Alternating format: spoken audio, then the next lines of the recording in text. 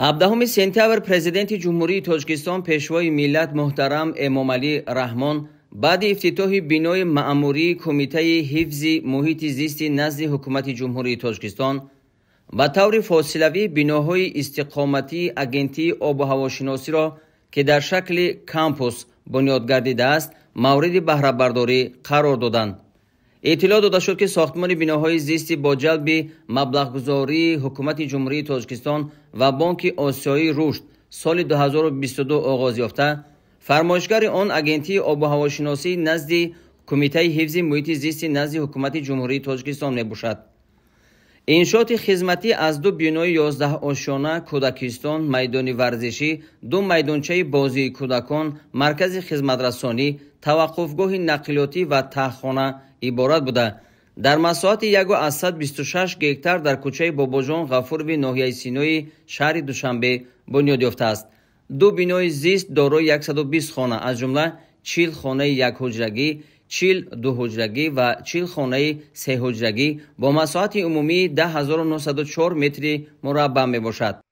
امروز ما کارمندان اگنتی آب و هواشناسی سپاس بی اندازه خود را به اساسگزار صلح و وحدت ملی پیشوای ملت پرزیدنت جمهوری تاجیکستان امامعلی رحمان میرسانیم. باعث افتخار و سرفرازی است که توجه پیوسته و غمخوارانه پیشوای ملت به ساحه‌های مهم دولت از جمله به فعالیت کارمندان ساحه آب و هواشناسی به نهایت نظررس است.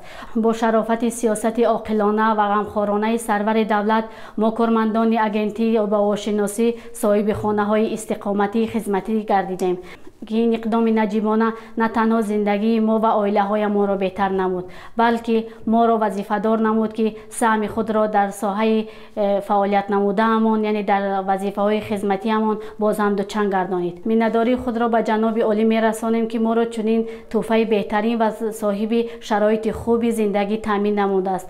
در انشاءات مذکور 120 عائله کارمندان ساحه صاحب منزل استقامتی گردیدند. Я искренне рад и очень благодарен нашему лидеру нации, уважаемому президенту Эмомали Рахмону за то, что он поддерживает молодых специалистов и дает все сторонние возможности для развития и продвижения инициатив в области гидрометеорологии и климата. Для меня и для моей семьи, в особенности для моей мамы, очень большая радость. И я и моя семья очень благодарны лидеру нации за то, что предоставил нам жилую площадь и возможность для развития своей карьеры. И я даю обещание, что мы будем продвигать работу в области гидрометеорологии и в области климата для развития нашей республики, для развития нашей страны. و در یک وقت فرزندان آنها میتوانند به تعلیم در مؤسسه تا مکتبی فرا گرفته شده، متخصصان جوان با عائله‌هایشان از امکانات‌های موجوده به طور ثمرناک استفاده نمایند. در آشیانه یکم بنا باغچه کودکانه جایگیر بوده. در آن 4 تالار بازی ذهنی، 4 صنفخانه مشغولیت تعلیمی، 4 حجره لباس عوض‌کنی و جای شستشوی موجود است.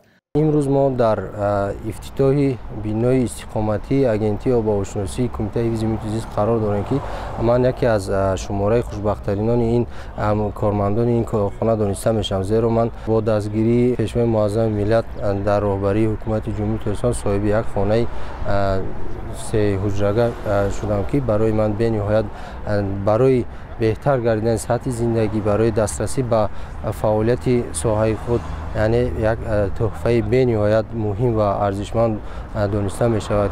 همه خانه های خدمتی به شبکه یگانه گرمدهی شهری پیوست گردیده است. میدان ورزشی در مساحت 960 متر مربع با لوازمات ضروری ساخته شده است.